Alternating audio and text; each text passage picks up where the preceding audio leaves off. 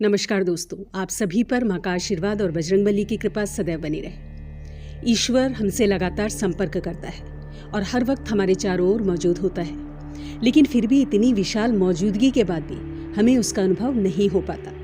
बहुत पूजा पाठ करने के बाद भी कई बार भक्त को ईश्वर की मौजूदगी का पता नहीं चल पाता और प्रभु के दर्शन ना होने से भक्त निराश होने लगते हैं। इसका सबसे बड़ा कारण है कि हमें कुछ ऐसी सूक्ष्म बातों का, कुछ ऐसे संकेतों का बोध ही नहीं है जो ईश्वर के संकेत होते हैं। इन संकेतों को ना समझने के कारण हमारा संपर्क ईश्वर की ऊर्जा से नहीं हो पाता है।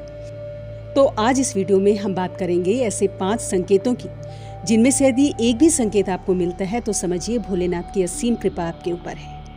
वो हर वक्त आपके साथ हैं, आपके बहुत करीब हैं।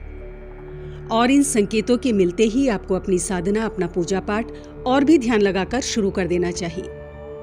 और आपको ये समझ लेना चाहिए कि आप बहुत खुशकिस्मत हैं कि आपने अपने प्रभु की आहट को समझ लिया है। तो सबसे पहले जानते हैं पहला संकेत, और वो ये है कि जब शिव कृपा व्यक्ति पर होती है तो उसे भविष्य की घटनाओं का पूर्वाभास होने लगता है, और खासकर स्वप्न के माध्यम से ऐसा होता है। दोस्तों, हमारा जो चेतन मन है वो हमारे जागने पर सक्रिय होता है, जबकि हमारा अवचेतन मन सदैव सक्रिय रहता है। और निद्रावस्था में जो भी हम सपने देखते हैं वो अवचेतन मन ही दिखाता है। और ये जो स्वप्न होते हैं एक व्यक्ति की तमाम इच्छाओं, समस्याओं और लालसाओं का परिणाम होते हैं। लेकिन जब एक व्यक्ति निरंतर शिव साधना में रहता है, शिव की भक्ति में लीन रहता है, तो ऐसे व्यक्ति का मन और मस्तिष्क अद्भुत ऊर्जा से भर जाता है। व्यक्ति की आत्मिक शक्ति बढ़ जाती है, व्यक्ति की ऊर्जा केंद्रित होती है और विजन पावर बढ़ जाती है। और ऐसे में अवचेतन मन ब्रह्मांड में फैली दैवीय ऊर्जाओं के संपर्क में आ जाता है। भगवान शिव से, उस शाश्वत सत्य से, उस शाश्वत ऊर्जा से जुड़ जाता है। और ऐसे में जो स्वप्न आते हैं वो सत्य घटित होते हैं। भगवान शिव जो सर्वोच्च चेतना है, स्वयंभू हैं, ऐसी परम शक्ति से जुड़ने के बाद जो भी स्वप्न व्यक्ति को आते हैं, और विशेषकर जो स्वप्न ब्रह्म मुहूर्त में व्यक्ति को आते हैं, वो भविष्य की घटनाओं का पूर्वाभास होते हैं। और भविष्य में होने वाली घटनाओं का व्यक्ति को पहले ही पूर्वाभास हो जाता है, पहले ही ज्ञान हो जाता है। ये सिर्फ शिव कृपा से ही संभव है कि व्यक्ति अपने अंदर की असीमित संभावनाओं को स्पर्श करने लगता है, देवतुल्य हो जाता है।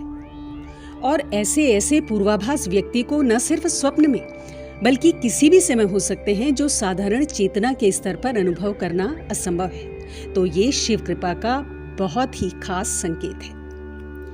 दूसरा संकेत शिव कृपा का है कि जो भी वाणी आप बोलते हो वो सत्य हो जाती है। विशेषकर जब आप ध्यान कर रहे होते हो तो उस समय मन में अकस्मात कोई विचार आ जाता है, या ध्यान के तुरंत बाद आप कुछ बोलते हो तो वो वास्तव में घटित हो जाता है। तो ये शिव कृपा का एक बहुत बड़ा संकेत है।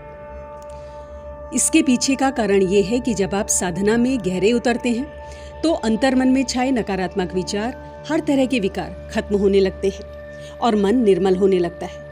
आपके चक्र, और विशेषकर आज्ञा चक्र, अनाहत चक्र और विशुद्ध चक्र जागृत हो जाते हैं, ईश्वरीय ऊर्जा से सक्रिय हो जाते हैं। आपकी एनर्जी बहुत दिव्य हो जाती है और आप शिव की ऊर्जा से संपर्क बैठा पाते हो। शिव जो ब्रह्मांड का आधार है, कण कण में व्याप्त है, उनकी दिव्य अनुभूति आपके अंतर्मन में गहराई तक उतरने लगती है। तब उस स्थिति में आप जो भी बोलते हो या जो भी विचार आपको आते हैं वो मिथ्या प्रलाप न होकर बहुत प्रभावपूर्ण हो जाते हैं और आपका बोला हुआ सत्य हो जाता है। वाक सिद्धि की तरफ आप बढ़ने लगते हैं। तो ये शिव कृपा से ही संभव हो पाता है। आपकी चेतना का स्तर बहुत ऊपर हो जाता है, दिव्य हो जाता है। और चेतना का ये स्तर तभी एक व्यक्ति का हो पाता है जब वो शिव भक्ति में संपूर्णतः डूब जाता है, शिवमय हो जाता है, भोलेनाथ के रंग में रंग जाता है। शिव कृपा का तीसरा संकेत है कि आपके बिगड़े हुए कार्य बनने लगते हैं, और जो भी समस्याएं आपके जीवन में हैं उनका कोई ना कोई हल, कोई ना कोई उपाय आपको नजर आने लगता है। दोस्तों, हर व्यक्ति के जीवन में बहुत सी समस्याएं और बहुत से चैलेंजेस होते हैं, और कई बार रास्ता ऐसे हालातों से उबरने का उसे नजर नहीं आता। लेकिन यदि भोलेनाथ की कृपा व्यक्ति के जीवन में हो तो उसे कोई ना कोई रास्ता जरूर नजर आता है। और ऐसा ज़्यादातर तब होता है जब आप शिव भक्ति में लीन होते हैं, बहुत गहरे डूबे हुए होते हैं। तो अचानक ही आपके मस्तिष्क में कुछ ऐसे विचार, कुछ ऐसे संकेत आते हैं जो आपकी समस्या से जुड़े हुए होते हैं, और उस समस्या से उबरने का कोई ना कोई रास्ता एक विचार के रूप में आपके दिमाग में आता है, और दैवीय कृपा से कुछ ऐसे संकेत आपको मिलते हैं जो आपकी उलझनों से बाहर निकलने में आपकी सहायता करते हैं। और ये संभव हो पाता है भोलेनाथ की कृपा से। जब आपकी परेशानी का हल आपको मिलने लगता है, आपका जीवन ज़्यादा सरल, ज़्यादा बेहतर होने लगता है, तो समझिए कि शिव की ऊर्जा से आप पूरी तरह से, पूरी गहराई से जुड़ चुके हैं और वो आप पर नजर रखे हुए हैं। चौथा संकेत शिव कृपा का है कि आपकी नींद ब्रह्म मुहूर्त में खुलने लगती है। दोस्तों, ब्रह्म मुहूर्त एक ऐसा दिव्य और पवित्र पहर होता है जब समस्त दैवीय ऊर्जाएं, सकारात्मक ऊर्जाएं, जो परम सत्ता अर्थात शिव की ऊर्जा का ही एक हिस्सा है, पूरे ब्रह्मांड में फैली हुई होती है। ऐसे समय में यदि व्यक्ति की नींद स्वतः ही खुलने लगे तो ये कोई साधारण बात नहीं है।